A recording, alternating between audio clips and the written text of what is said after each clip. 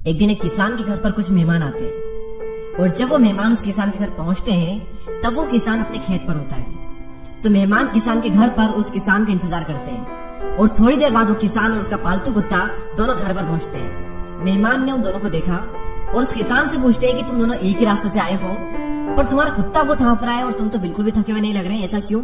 तभी वो किसान उन्हें बताता है कि हम दोनों एक ही रास्ते से तो आए हैं, लेकिन मैं सीधा घर पर आया हूँ। लेकिन इस कुत्ते को अगर रास्ते में कोई दूसरा कुत्ता मिल जाता था तो ये पहले उसके पीछे भागता, फिर मेरे पास आता, फिर और कोई कुत्ता मिलता तो उसके पीछे भागता, फिर मेरे पास में आता, और पूरे रास्ते में ये यही करता रहा, इसलिए इतना ज्यादा थका हुआ लग रहा है। देखिए, कहानी इतनी इंटरेस्टिंग नहीं लगी होगी आपको, लेकिन इसकी जो सीख है ना वो बहुत बड़ी है। आप में से कई सारे ऐसे लोग हैं जिनके सपने बहुत बड़े हैं, तो इस मंजिल के सफर में जिस तरह उस कुत्ते को कई सारे कुत्ते मिल रहे थे, उसी तरह आपको भी कुत्तों की तरह लोग मिलेंगे जो आप पर भूखेंगे भी। दो ऑप्शन आपके सामने, उस कुत्ते की तरह इंसान से लड़ने में, उसे समझाने में अपनी एनर्जी वेस्ट कर दो, उसके पीछे भागते रहो, या फिर उस किसान की तरह अपना लक्ष्य अपने माइंड में रख करके सीधे रास्ते पर चलते जाओ।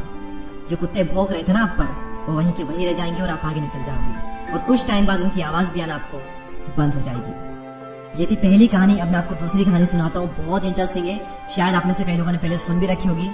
एक बार एक पिता अपने बच्चे को पार्क में घुमाने के लिए ले जाते हैं। तभी रास्ते में कुछ घास होती है। वो पिता अपने बच्चे से कहते हैं कि बेटा ये घास यहाँ से उखाड़ दो, तो बच्चा आसानी से उस घास को वहां से उखाड़ देता है। तभी वो दोनों आगे जाते हैं और फिर वहां पर उन्हें एक छोटा सा पौधा मिलता है। तो पिता अपने बेटे से कहते हैं कि इस पौधे को भी उखाड़ दो। तो जो बच्चा होता है वो थोड़ा जोर लगाता है और उस पौधे को भी वहां से उखाड़ देता है। फिर वो दोनों थोड़ा और आगे चलते हैं, फिर उन्हें एक थोड़ा बड़ा पौधा मिलता है। पिता फिर कहते हैं कि बेटा इस पौधे को भी तुम यहाँ से उखाड़ दो। तो बच्चा बहुत जोर लगाता है, बहुत जोर लगाता है, अपनी पूरी जान लगा देता है और उस पौधे को वहां से उखाड़ देता है। फिर वो थोड़ा और आगे चलते हैं, फिर वहां पर उन्हें एक पेड़ मिलता है। तो पिता अपने बेटे से कहते हैं कि बेटा इस पेड़ को यहाँ से उखाड़ दो। बेटा कहता है पापा ये पेड़ मुझसे नहीं उखड़ेगा। पापा कहते हैं तू ट्राई तो कर, उखड़ेगा। तो बेटा अपने पापा की बात को मान करके लग जाता है उस पेड़ को उखाड़ने में। वो बहुत कोशिश करता है, अपनी पूरी जान लगा देता है, लेकिन फिर भी उस पेड़ को नहीं उखाड़ पाता। तब वो अपने पापा से कहता है पापा ये पेड़ मुझसे नहीं उखड़ेगा।